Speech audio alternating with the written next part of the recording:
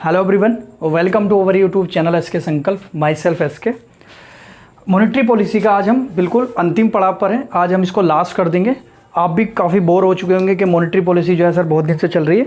तो बेटा उसमें 10-10 मिनट 12-12 मिनट में हो भी क्या रहा, अगर उसको सारे को आप कंक्लूड करोगे तो मिनिमम 60 मिनट का लेक्चर होगा पूरा, अगर आप जोड़ पाओगे तो आज वैसे भी इसको समाप्त कर देते हैं। मॉनेटरी पॉलिसी के जो भी टूल्स हमने अभी तक पढ़े हैं वो टूल्स को आज ख़त्म कर लेते हैं। थोड़ा सा रिकॉल मैं करा देता हूँ क्योंकि अंतिम है, तो पिछला जो भी है थोड़ा सा रिकॉल कराने की मैं कोशिश करूँगा कि एक्चुअल में इनका मीनिंग क्या है।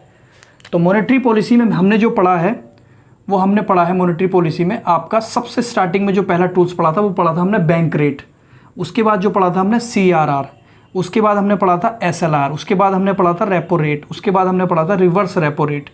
ठीक है, जिसने पढ़ा है आई होप वो एकदम से चीज़ें समझ पा रहा हो कि मैं किसकी बात कर रहा हूँ। उसके बाद जो पढ़ा है हमने MSF पढ़ा है, उसके बाद हमने LF पढ़ा है, ऊपर नीचे हो सकता है OMOS पढ़ा है। ठीक है, ये हमने पढ़ा है। ठीक है, marginal standing facility, liquidity adjustment facility, open market operations, बाकी ये आप लोगों को पता ही है। आज जो हमें पढ़ना है, आज जो हमने सब पढ़ लिए हैं, पिछले लेक्चर में आप देखना प्लीज़। ये जो है हमें पढ़ना है LF। इसकी जो फुल फॉर्म है क्या है, इसका मतलब क्या है, मीनिंग क्या है, वो सब समझेंगे। और इसे पढ़ने के लिए हमें इन दो टूल्स की फिर से ज़रूरत पड़ेगी, CRR और SLR की। तो इसके अदर जो चीज़ें हैं हम उसको क्या कर देते हैं, सबको रब कर देते हैं। ठीक है, सिर्फ इसको रखेंगे क्योंकि इसी का प्रयोग करके हम लोनेबल फंड को LF को समझेंगे। LF क्या है,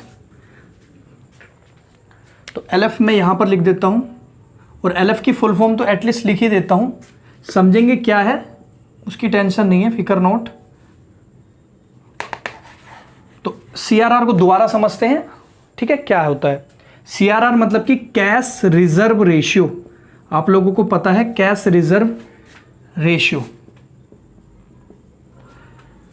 उसी के साथ स्टैट्यूटरी लिक्विडिटी रेशियो। ठीक है, इसके सामने मैं कुछ जल्दी सी बातें लिखूंगा क्योंकि हमारा जो पॉइंट है वो हमारा है आज LF। ये नहीं है, ये मैं पिछले लेक्चर में आपको बता चुका हूं। इसके सामने मैं RBI लिख रहा हूं और इसके आगे मैं बैंक्स लिख रहा हूं, जो भी जितने भी बैंक होते हैं। ठीक है, कैश रिजर्व रेशियो वो रेशियो है जो RBI के पास रखना पड़ता है। किनको? बैंकों को। ठीक है, कैश रिजर्व रेशियो वो रेशियो है जो RBI के पास रखना पड़ता है बैंकों को। RBI डिसाइड करता है कि कैश रिजर्व रेशियो, मतलब कि कैश में पैसे जो रिजर्व रखना, नगद पैसे जो रखना है वो RBI के पास रखने होते हैं CRR के तहत। तो वो बैंक जो है किसके पास रखता है? RBI के पास। एक बार और सुन लीजिएगा, cash reserve ratio, cash reserve करके रखना है किसके पास? RBI के पास। किसके? बैंकों का कैश। ठीक है, तो वो RBI डिसाइड करता है कि 1% रखना है, 2% रखना है, 3% रखना है, 4 रखना है, 5 रखना है, 6 रखना है, 7 रखना है, 8 रखना है। तो वो डिसाइड करता है खुद RBI। ठीक है, तो ये आपको बैंकों का पैसा RBI के पास रखना पड़ता है। RBI डिसाइड करता है कितना है, वो इसलिए रखना पड़ता है बैंकों को RBI के पास। कई बारी बैंक क्या अगर दिवालिया हो जाए तो बैंकों का पैसा अगर कुछ RBI के पास रखा होगा तो RBI उन बैंकों को पैसा देके उन्हें दिवालिया होने से बचा लेगा, बर्बाद होने से बचा लेगा। SLR, स्टैट्यूटरी लिक्विडिटी रेशियो, ये वो परसेंटेज है, ये भी RBI डिसाइड करता है, लेकिन ये आपको खुद बैंकों को अपने पास रखना पड़ता है। खुद बैंकों को अपने पास रखना पड़ता है, अलग, बिल्कुल अलग, सेपरेट रखना पड़ता है। वो अब 1% भी हो सकता है, 2 भी हो सकता है, 3 भी, RBI डिसाइड करता है, लेकिन रखना बैंकों को अपने पास ही रखना पड़ता है अलग से। 1% भी होता है, 2, 3, 4, 5, इस तरीके से 40% तक RBI बोल सकता है कि वो SLR के रूप में बैंक अपने पास अलग से कैश रखे, गोल्ड रखे या कुछ भी रखे, लेकिन रखे जितना परसेंट RBI बोलता है। तो कैश रिजर्व रेशियो वो रेशियो है जो RBI के पास रखना पड़ता है बैंकों को, और SLR मतलब कि वह रेशियो है जो बैंकों के पास रखना पड़ता है RBI के कहने से। RBI परसेंटेज बताता है बस कि इतना % रखना है आपको। आई होप आपको समझ में आया होगा। ये तो आपका कैश रिजर्व रेशियो RBI के पास रहता है। ठीक है, लेकिन इसका कुछ अंश जैसे कि फॉर एग्जांपल बैंक का NDTL 100% तो होता ही, जैसे 100 रुपया है, अगर उसका 10 रुपया मतलब कि 10% अगर कह दिया तो 10% 100 का तो आपको पता है 10% 100 का तो 10 रुपये ही होगा, तो वो आपको SLR को बैंकों को SLR के रूप में अपने पास रखना पड़ेगा। इसी बैंक में जो रखा है पैसा, इसी में से कुछ पैसा जो है सरकार के पास जाता रहता है, ठीक है, सरकार के पास जाता है। सरकार जो है इन्हीं पैसे से जो है वेलफेयर वर्क करती रहती है, वेलफेयर का मतलब कल्याणकारी कार्य करती रहती है, और इन्हीं में से कुछ पैसा जो है संचित निधि में जाता रहता है, केंद्र और राज्य की संचित निधि में, कंसोलिडेटेड फंड जिसको बोलते हैं। कैश रिजर्व रेशियो तो RBI के पास चला गया। SLR जो है बैंकों को अपने पास रखना पड़ता है अलग से, लेकिन इसी SLR में से कुछ पैसा, कुछ अंश सरकार के पास जाता रहता है। सरकार जो है उनको जो है कल्याणकारी राज्य के रूप में, कल्याणकारी कार्यकारी के रूप में जो है देश में यूज़ करती है। जैसे कहीं आपदा आ गई, कहीं विपदा आ गई, कोई प्रॉब्लम आ गई, कहीं पे कुछ योजना लागू करनी है, कुछ पैसा देना है, तो वो सरकार जो है इस SLR में से पैसा लेती रहती है, ठीक है, जो बैंकों के पास रखा है। और कुछ उनका जो एक फंड है, कंसोलिडेटेड फंड जिसको बोलते हैं, संचित निधि, ठीक है, जिसमें से सैलरी वगैरह दी जाती है, जो नौकर होते हैं, सरकारी नौकर, तो कुछ पैसा उसमें भी जाता रहता है। मतलब अल्टीमेटली SLR का कुछ अंश सरकार के पास भी जाता रहता है, सरकार उसका कुछ भी प्रयोग करे। हाँ, सरकार के पास आप सोचते होंगे क्यों जा रहा होगा, ऐसे तो RBI ने जो बोला है कि आपको SLR को कुछ % अपने पास रखना है, बैंकों को SLR के रूप में कुछ % अपने पास रखना है, तो ये तो गलत हो गया। तो बेटा वो गलत नहीं हुआ है, 40% का वो कुछ ना कुछ ऐसा रखेंगे, भले ही वो सिक्योरिटी रखें, प्रतिभूति रखें, गवर्नमेंट सिक्योरिटी रखें। सरकार अगर इनसे बैंकों से SLR वाला जो पैसा रखा है इनका, उसमें से अगर पैसा लेगी भी तो सरकार को रिटर्न करना पड़ेगा।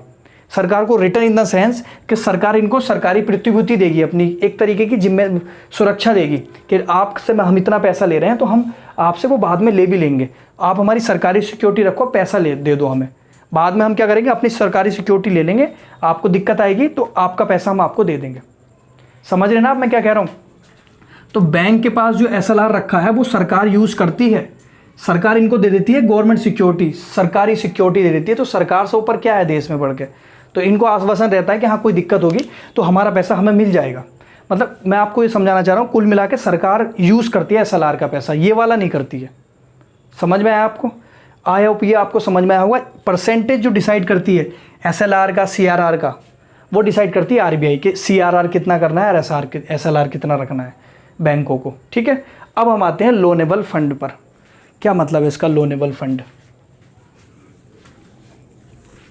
आई होप समझ में आया होगा आपको। लोनेबल फंड क्या है, इसको अगर लोकल लैंग्वेज में समझोगे, ऐसा फंड जो लोन देने के लिए बचा हो, लोन वितरित करने के लिए, लोन देने के लिए जो बचा हो फंड, वो लोनेबल फंड है। जैसे फॉर एग्जाम्पल किसी भी बैंक का 100% NDTL है। NDTL का मतलब बेटा होता है जमा पूंजी। बैंक की जो जमा पूंजी है वो 100% होगी, भले ही वो 1 करोड़ हो, चाहे 10 करोड़ हो, चाहे 10 लाख करोड़ हो, 20 लाख करोड़ हो, तो वो पूरी 100% होगी। तो मैंने आपका मान लिया कि किसी भी बैंक की जो है NDTL जो है 100% होती है, और वो मैंने मान लिया, ज़्यादा बड़ी रकम नहीं मानूंगा, उससे कन्फ्यूज़ हो जाएंगे आप। 1000 मान लेता हूँ कि पूरे बैंक का जो NDTL है 1000 है, मतलब 1000 की रकम होती है। 1000 में आप थोड़ा अजीब ना लगे कि 1000 का क्या होता है, 1 लाख करोड़ मान लेता हूँ, चलो ठीक है, अभी भी कम है बैंकों के हिसाब से, 1 लाख करोड़ है, ठीक है। अब 1 लाख करोड़ ये 100% है बैंक का, 100% है ये 1 लाख करोड़। मतलब कि NDTL का मतलब जो बैंक की जमा पूंजी है, सब कुछ निकालने के बाद जो बचता है उनके पास 1 लाख करोड़ बचता है। तो मैंने बेटा आपको बताया है कि CRR का कुछ % और SLR का कुछ % बैंकों को ऐसा रखना पड़ता है जो वो यूज़ ही नहीं कर सकते हैं। जैसे फॉर एग्जांपल RBI ने डिसाइड किया इसका 5% और SLR जो डिसाइड किया SLR वो 15% डिसाइड कर दिया, क्योंकि 40% तक RBI कर सकती है SLR डिसाइड, 40% तक, तो उसने 15% किया, तो ये टोटल कितना हो गया 20%। मतलब कि 5% कैश रिजर्व रेशियो के रूप में जो RBI के पास रखना है और 15% SLR जो बैंकों को अपने पास रखना है, तो टोटल 20%। ये 20% ऐसा हो गया कि जो बैंक जो है यूज़ नहीं कर सकते, बैंक जो है इसको प्रयोग में नहीं ला सकते, क्यों? क्योंकि या तो इसको रिजर्व करना RBI के पास या कुछ अपने पास। तो अब मुझे बताओ 100% का अगर आप 20% निकाल दोगे तो कितना बचा? बिल्कुल सही आंसर दिया आपने, 80। बहुत इंटेलिजेंट हो। 80% बचा, तो 80% आपका जो निकल कर आएगा वो लोनेबल फंड निकल कर आएगा। मतलब कि अब जो है बैंक इस 80% में से लोन दे सकते हैं, लोगों को लोन वितरित कर सकते हैं। इसमें से नहीं कर सकते क्योंकि ये तो है, ये तो जाएगा। अब मैं मानता हूं चलो अभी आरबीआई ने 5% कर दिया, इसको उसने अगली मॉनेटरी पॉलिसी में 10% कर दिया, और इसको जो कर दिया 20 कर दिया। अब टोटल कितना हो जाएगा 30। तो मुझे बताओ 100% तो रहता ही है, 100% में अब 30% जो है एसएलआर और सीआरआर के रूप में कहीं चला गया। कहीं का मतलब 10% आरबीआई ने ले लिया और 20% बैंकों ने काम से अलग सेव करके रख दिया, तो 30% हो गया। तो अब 100 में से 30% निकाल देंगे तो कितना बचेगा आपका 70%। तो अब कितना हो जाएगा लोनेबल फंड, अब आपका 70%, मतलब वो फंड जो लोन के रूप में दे सकती है बैंक। अब मैं इसको और बढ़ा देता हूँ, इसको मैं 15 कर देता हूँ। सीआरआर 15% तक कर सकते हैं, और ये तो 25 तक, 30 तक, 40 तक कर सकते हैं। तो मैंने चलो इसको फॉर एग्जांपल 40 ही मान लिया कि बैंक आरबीआई ने 40% तक बोल दिया कि बैंक अपने पास 40% रखेंगे, कैश रखें, गोल्ड रखें, सरकारी प्रतिभूति रखें, लेकिन 40% रखना पड़ेगा। तो टोटल कितना आ जाएगा, टोटल आ जाएगा आपका 45%। अब इसमें से अगर आप 45% निकाल लेंगे, 45 निकालेंगे तो कितना बचेगा, 45% बचेगा ओनली। समझ रहे ना, 45% का यूज़ नहीं कर सकते वो, क्योंकि सीआरआर और एसएलआर के रूप में चला गया। 45% जो है आपका वो लोनेबल फंड है। इट मीन्स कि वो लोन के रूप में दे सकते हैं बैंक, इससे ज़्यादा नहीं दे सकते। तो लोनेबल फंड आपको समझ में आ चुका है। आई होप आपको समझ में आया होगा कि लोनेबल फंड क्या है। ठीक है, अब इससे जुड़ी भी बहुत सारी चीज़ें हैं जो आपको समझनी है, जो आपका थोड़ा बहुत दिमाग खोलेंगी कि देश किस तरीके से एक्टिव रहता है या अनएक्टिव हो जाता है। ठीक है, चलिए लोनेबल फंड आपको समझ में आया होगा। इनकी ज़रूरत अभी भी पड़ेगी। लोनेबल फंड वह फंड है जो बैंक जो है उनके पास जो है वितरित करने के लिए लोन बचता है सब कुछ निकालने के बाद। क्योंकि और जो है, जो मैंने आपका ओएमओ बताया, एलएफ बताया, उसमें कोई रिजर्व नहीं करना, वो तो सिर्फ ऐसी सुविधाएं हैं या ऑपरेशन हैं या कोई दर है, repo rate, reverse repo rate, उसमें कुछ रखना थोड़ी था। रखना जो था इसी में था, उनमें तो वो दरें थी सिर्फ। तो सीआरआर जैसे 1% में मान लेता हूँ कि 5% आरबीआई ने, 4% जैसे फिलहाल है अभी राइट नाउ, कितनी सीआरआर है आपकी 4%। और एसएलआर में मोटा मोटा समझाने के लिए मान रहा हूँ, अभी है नहीं इतनी, 12% में मान लेता हूँ। क्लियर। अब इसको बहुत ध्यान से समझते हैं। जैसे आपकी सीआरआर 4% है, ठीक है, सीआरआर 4% है, और लोनेबल फंड जो है, लोनेबल फंड वो आपका 12% है। क्लियर। तो टोटल कितना हो जाएगा 16%। अब 16% हो गया, इसको यहां से इसको मिटा देता हूं, 4% है। ठीक है, इसको ध्यान से सुनना, यहां पर थोड़ा कंफ्यूज करेगा। तो आपका अब लोनेबल फंड जो बचा है, लोनेबल फंड जो बचा है वो बचा है 16% निकालने के बाद ओनली 84%। जो बचा है 84% बचा है, क्योंकि सीआरआर और एसएलआर के रूप में कितना चला गया, 16 चला गया, तो 84 बचा। ठीक है, अब 84% के रूप में ये निवेश करना है, कर दिया निवेश, सॉरी निवेश नहीं, 84% में इसको समझाने की कोशिश कर रहा हूँ। बैंकों के पास बचा 84% जो है बैंकों के पास बचा। बैंक क्या करेंगे, इसको लोन वितरित करेंगे। क्या करेंगे, लोन का वितरित करेंगे, लोन वितरण करेंगे। मतलब अब लोन वितरित करेंगे तो लोग क्या करेंगे, उसका निवेश करेंगे। ठीक है, निवेश करने के बाद उसका उत्पादन होगा फिर, क्योंकि जो लोन लेगा वो क्या करेगा, उसको कहीं ना कहीं निवेश करेगा, घर तो रखेगा नहीं, इन्वेस्ट करेगा, कोई कंपनी लगाएगा, फैक्ट्री लगाएगा। तो जो फैक्ट्री लगाएगा उसमें उत्पादन होगा। ठीक है, उत्पादन जितना होगा, उत्पादन होगा तो मांग बढ़ेगी, मांग। ठीक है, मांग बढ़ेगी तो सप्लाई भी बढ़ेगी। ठीक है, और मांग और सप्लाई बढ़ेगी तो एक हद तक है, महंगाई भी बढ़ेगी, रोजगार भी होंगे लोगों के पास, और समृद्धि भी आएगी, समृद्धि की भी आएगी, आएगी नहीं आएगी, और जब समृद्धि आएगी तो जो लोन लिया है लोन, ये जो लोन लिया है लोन, तो लोन जो लिया है ये जिसने भी लोन लिया है ये वापस करेंगे। किनको? उन्हीं को जिनसे लिया है, बैंकों को वापस करेंगे लोन। और जब बैंकों को लोन वापस करेंगे तो इस तरीके से बैंकों की हालत भी ठीक रहेगी कि उन्होंने जो लोन दिया था उनको वापस मिल गया, तो लोन बैंकों की बैलेंस शीट भी बढ़िया रहेगी, बैंक भी ठीक रहेंगे, समृद्धि भी रहेगी, रोजगार भी रहेगी, महंगाई जो होनी चाहिए विकास के लिए वो भी रहेगी, मांग एंड सप्लाई भी रहेगी, निवेश भी रहेगा। समझ रहे ना आप? ये सारी चीज़ें रहेंगी। क्लियर है? अब आपको ये समझ में आया होगा। देखो मांग और सप्लाई कैसे बढ़ेंगी? उत्पादन, जब निवेश होगा तो कोई फैक्ट्री लगाई जाएंगी तो उसमें लोगों को रोजगार दिया जाएगा। ठीक है, लोग उसमें रोजगार करेंगे तो उनको पैसे मिलेंगे, तो पैसे मिलेंगे तो वो तरह तरह की चीज़ें खरीदेंगे, मूवी भी देखेंगे, बिस्किट भी खाएंगे, दूध भी पिएंगे, सारे काम करेंगे, तो हर चीज़ की मांग भी और सप्लाई भी बढ़ जाएगी। और आपको पता है जब सबके पास पैसा है तो कुछ हद तक महंगाई तो बढ़ती ही बढ़ती है, मैंने पहले भी बताया। रोजगार भी बढ़ेंगे निवेश होने से, जब फैक्ट्रियाँ बनेंगी, नई नई कंपनी खड़ी होंगी तो उनमें वर्कर चाहिए, तो रोजगार भी बढ़ेंगी, समृद्धि आएगी उससे। और जब जिसने जो लोन लिया है, अब मुझे बताओ वो अगर लोन लेने के बाद बर्बाद हो जाए तो लोन वापस कर पाएगा? नहीं कर पाएगा, भाग जाएगा, फिर वो लोन नहीं वापस कर पाएगा। अगर लोन वापस करता है तो बैंकों की हालत भी सही रहेगी, लोन वापस करेगा तो बैंकों की हालत, बैंकों की बैलेंस शीट भी बढ़ी रहेगी। और बैंकों की बैलेंस शीट रहेगी तो आपको पता है बैंक जो है अर्थव्यवस्था की रीढ़ की हड्डी होते हैं। समझ रहे ना पूरा लिंक किस तरीके से है ये? अब इसको मैं आपसे कह देता हूँ कि CRR जो होता है ना, CRR वो बढ़ा दिया 4% से 10% कर दिया। ध्यान से सुनना यहाँ पर, अब 4% से अगर 10% कर दिया, सिर्फ CRR बढ़ाने से कह रहा हूँ मैं, तो टोटल कितना आ जाएगा? 22%। मतलब कि अगर मैं 100 में से 22% निकालता हूँ तो अब जो बचता है वो ओनली बचता है 78%। CRR बढ़ा दिया ना, CRR जो 4% था अब उसका 10% कर दिया, मतलब 6 और बढ़ा दिया। तो अब जो है बैंकों को ज़्यादा पैसा कैश रिजर्व के रूप में RBI के पास रखना पड़ेगा ना।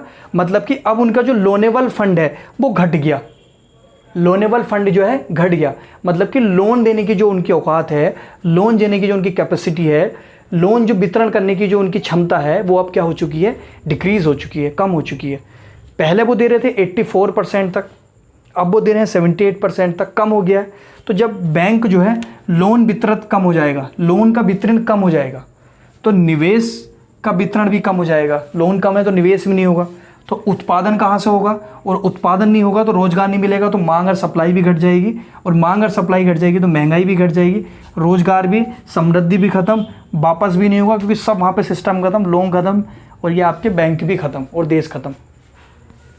समझ रहे हैं ना क्यों लोन दिया जाता है बड़े बड़े व्यापारियों को, उद्योगपतियों को?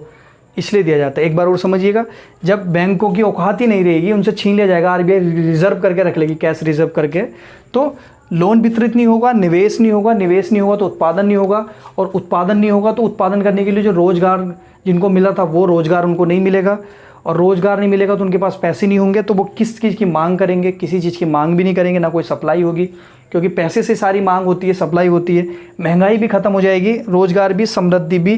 फिर जो वापस वो लोन करते वो, कि उनकी तो कंपनी ठप हो गई थी, तो वो जो वापस वो सिस्टम ही पूरा खत्म हो जाएगा। मतलब बैंक भी खत्म, लोन भी खत्म। तो आप देख रहा, मैं इतना जो झोल कर रहा हूँ, इतनी जो ये चीज़ें इसमें मगजमारी कर रहा हूँ, वो सिर्फ इसलिए कर रहा हूँ कि कैश रिजर्व रेशियो बढ़ाने से और घटाने से किस तरीके से फ़र्क पड़ता है। समझ रहे आप? अगर ये बढ़ा दिया है, पहले कितना था? 6%, अब इसको जो है बढ़ा के 10% कर दिया है, तो किस तरीके से सब कुछ उल्टा पड़ गया। अब लेकिन अगर 4% था, ये 4% था, इसको बढ़ाकर 10% कर दिया, 6% बढ़ा दिया, तो दिक्कत हो गई। अब इसी को जो है 10 की जगह फिर क्या करते हैं? घटा के 2% लिया है, तो फिर उल्टा घूम जाएगा सिस्टम। मतलब कि इनके जो बैंकों की जो लोनेबल फंड है, लोन देने का जो फंड है, जो हिसाब है, वो बढ़ जाएगा। तो क्या हो जाएगा? बढ़ जाएगा। जो बढ़ जाएगा तो स्थिति बिल्कुल ठीक हो जाएगी, फिर वही घूम जाएगा। मतलब कि कैश रिजर्व रेशियो के रूप में उनको ज़्यादा नहीं रखना है, लोन ज़्यादा देंगे वो, तो लोन ज़्यादा देंगे तो लोन ज़्यादा, निवेश ज़्यादा, उत्पादन ज़्यादा, सप्लाई ज़्यादा, रोजगार ज़्यादा, समृद्धि ज़्यादा, ये सारी चीज़ें ज़्यादा होंगी। तो कई बार क्या होता है, अगर आपको पता हो, जब जब देश में मंदी आई है, चाहे विश्व में मंदी आई है, तो उस स्थिति में बैंकों का CRR जो है घटा के बिल्कुल 0% तक कर दिया गया है, 1% तक कर दिया गया है, आधा % 0% तक कर दिया गया है CRR। क्यों? क्योंकि कैश रिजर्व रेशियो रख के कोई फायदा नहीं है, उनको लोन बांटो। लोन से क्या होगा, लोग उत्पादन में लगाएंगे, निवेश में लगाएंगे। जब 2009 में मंदी आई थी तब भी ये काम किया था। विश्व में जब 2009 में मंदी आई थी तो अमेरिका, यूरोप के बड़े बड़े बैंकों ने, आरबीआई जैसे केंद्रीय बैंक जो है, वहाँ के जो केंद्रीय बैंक है, सेंट्रल बैंक है, उन्होंने जो है बैंकों का जो सीआरआर था वो घटाकर बिल्कुल 0% कर दिया, जिससे कि उनकी लोनेबल फंड की जो वैल्यू है, लोनेबल फंड की जो कैपेसिटी है वो क्या है, बढ़ जाए। और वो बढ़ जाए तो वो लोन बांटेंगे, तो फिर वही सिस्टम है पूरा घूमने के बाद। तो ये सीआरआर से मैं बता रहा हूँ कि किस तरीके से घटने से फर्क पड़ता है और किस तरीके से बढ़ने से फर्क पड़ता है। एसएलआर का भी है, लेकिन एसएलआर का थोड़ा सा पेच है। अब ये लेक्चर थोड़ा सा बड़ा हो रहा है, मैं आज एसएलआर भी मैं आपको इसी में समझा देता हूँ, क्योंकि फिर अलग से बहुत दिक्कत हो जाएगी। ठीक है, वो दिक्कत इसलिए हो जाएगी, फिर अलग लेक्चर हो जाएगा, फिर वो कोऑर्डिनेशन नहीं बैठ पाएगा। ठीक है, तो एसएलआर समझते हैं। जैसे कि 12% है एसएलआर। ठीक है, जैसे 12 नहीं है, पहले मैं मान लेता हूँ एसएलआर जो है 15% है। ठीक है, एसएलआर जो है 15% है और इसे बढ़ाकर जो है 20% कर दिया, क्योंकि 40% तक कर सकते हैं, 20% कर दिया। अब मुझे बताओ, लोनेबल फंड जो होगा, लोनेबल फंड जो लोन देने की जो कैपेसिटी है, सीआरआर में मान रहा हूँ, सीआरआर जो मैं मान रहा हूँ, सीआरआर मान रहा हूँ मैं 5%। ठीक है, तो 20% तो एसएलआर हो गया और सीआरआर 5% हो गया, तो टोटल जो निकल कर आएगा वो निकल कर आएगा आपका 25%। तो आपको मैंने बताया है कि सीआरआर और एसएलआर निकालने के बाद जो बचता है वो लोनेबल फंड होता है, लोन देने की जो कैपेसिटी होती है। तो यहाँ पर आपको साफ दिख रहा है वो 75% हो गया, इतनी परसेंट वो निकल गया, मतलब एसएलआर जो है बढ़ा दिया। अब मैंने आपको बताया है कि जब वो बढ़ाते हैं, एसएलआर बढ़ाते हैं, तो लोन देने की जो औकात होती है बैंक की वो घट जाती है, एसएलआर बढ़ाने से भी और सीआरआर बढ़ाने से। क्यों? क्योंकि इतना पैसा उनको रिजर्व करके रखना पड़ता है कहीं ना कहीं। अब ये 15 से 20% कर दिया। आप सोच रहे होंगे 1-2% ही तो है, 1% में कई करोड़ रुपया जो है रिजर्व करना पड़ता है। जैसे अगर 15% से 20% इनको रिजर्व करके रखना पड़ रहा है एक रेशियो, तो ये 5% बहुत बड़ी रकम होगी, बहुत बड़ी रकम होगी जिनको अलग से रखना है। तो यही मैं कह रहा हूँ, जब एसएलआर बढ़ा दिया तो लोनेबल फंड जो है आपका कम हो गया। क्या हो गया? कम हो गया। लोन देने की कैपेसिटी पहले ज़्यादा थी, अब कम हो गई। तो जो लोग थे जो निजी निवेश देना था, निजी प्राइवेट, ठीक है, प्राइवेट निवेश जो देना था, निजी निवेश, वो हो जाएगा समाप्त, क्योंकि अब जो है बैंकों के पास खुद के पास पैसा नहीं है तो वो लोन क्यों देंगे। तो निजी निवेश जो है प्राइवेट लोगों को, जो हम तुम लोगों को जो दिया जाता है निवेश, वो खत्म हो जाएगा। सरकारी निवेश जो है, सरकारी, वो नहीं कह सकते वो क्या होगा, वो नहीं कह सकते क्या होगा। वो क्या होगा मैं बताता हूं। वो आपका घट भी सकता है और बढ़ भी सकता है, बढ़ भी सकता है, घट भी सकता है, और एक भी रह सकता है। अब सुनो, मैंने जो आपको बताया था कि एसएलआर वह चीज़ है, एसएलआर वह रेशियो है जो बैंक अपने पास रखता है। ठीक है, बैंक अपने पास रखता है, लेकिन बैंक से एसएलआर ने, बैंक ने जो एसएलआर रखा है अपने पास, उसका कुछ अंश, मैंने आपको बताया था, उसका कुछ अंश सरकार के पास जाता है। ये आपको मैंने बताया था एसएलआर में कि बैंक, एसएलआर जो है बैंक अपने पास रखता है, लेकिन कुछ अंश सरकार के पास जाता है। सरकार इनको अपनी कुछ सिक्योरिटी पड़ा देती, सिक्योरिटी रखवा देती है कि आप ये सिक्योरिटी रखो, हमें पैसा दे दो। सरकार तो दे ही देगी पैसा बाद में, तो इनको सिक्योरिटी देती, तो सरकार जो है इस एसएलआर का कुछ पैसा अपने पास रख लेती। अब ये देखो 20% भले ही, लेकिन इसका कुछ परसेंट सरकार के पास जाएगा। तो बैंक तो किसी को, प्राइवेट लोगों को लोन नहीं दे पाता, लेकिन सरकार को लगता है, तो सरकार जो है सरकारी उपक्रम जो है, सरकारी कंपनी जो है, सरकारी फैक्ट्री जो है, वहां पर निवेश कर सकती है। तो सरकारी निवेश बढ़ भी सकता है। वो कब बढ़ सकता है? जो सरकार का, जो सरकार के पास जो एसएलआर का जो अंश जाता है, सरकार के पास जो एसएलआर का अंश जाता है, वो अगर निवेश करे तो बढ़ जाएगा, अगर नहीं करेगा तो उसका भी घट जाएगा। ठीक है, कम हो जाएगा। तो इसलिए जो है इस स्थिति में क्या होता है, एसएलआर बढ़ने पर निजी निवेश तो घट जाता है, निजी निवेश तो घट जाता है, क्योंकि बैंक नहीं देंगे, फिर उनके पास लोनेबल फंड है ही नहीं, औकात ही नहीं देने की, कम हो गया। लेकिन सरकारी निवेश जो है वो कहीं ना कहीं सरकार के पास जो अंश जाता उसमें से सरकारी निवेश वो कर सकती है। ठीक है, सरकारी निवेश कर सकती है। तो इस तरीके से सरकारी निवेश से ये फ़ायदा होता है। तो आपको ये समझ में आएगा होगा क्या मैं आपसे कह रहा हूँ। तो एसएलआर का तो कुछ ऐसा नहीं है, सीआरआर घटने बढ़ने से बहुत बड़ा असर पड़ता है। एसएलआर करने से, एसएलआर जो है बढ़ने से क्या होता है, निजी निवेश तो ख़त्म हो जाता है, सरकारी निवेश बढ़ सकता है। सरकारी निवेश इसलिए बढ़ सकता है क्योंकि जो सरकारी कोष में जाता है SLR का कुछ अंश, वो सरकारी निवेश में सरकार लगा सकती है। ठीक है, तो उस स्थिति में जो है उद्योग धंधे चल सकते हैं, कोई दिक्कत नहीं है। तो आपको आई होप ये समझ में आया होगा। आज के लिए इतना रखते हो। प्लीज़ हमारे वीडियोज़ अच्छे लगते हो तो चैनल को सब्सक्राइब जरूर करते रहिएगा। आज के लिए इतना रखते हैं। Thank you so much.